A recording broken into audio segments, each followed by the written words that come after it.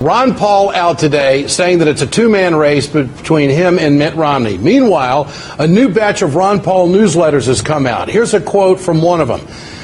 "We don't think a child of 13 should be held as responsible as a man of 23. That's true for most people, but black males age 13 who have been raised on the streets and who have joined criminal gangs are as big, strong, tough, scary, and culpable as any adult and should be treated as such." Michael, your response to that? That's Ron Paul.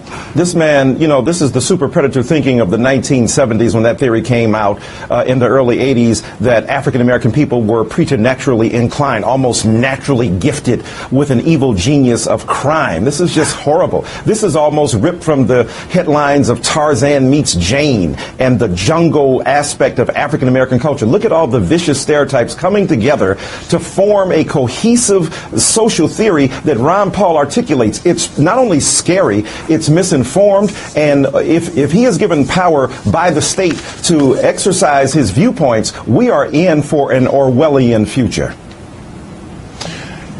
Joanne, what role do you think Ron Paul plays at this point? I mean, I have a feeling that after Saturday, everybody's going to be getting out except maybe Ron Paul. He says it's a two-man race, plus he's got the money to keep going.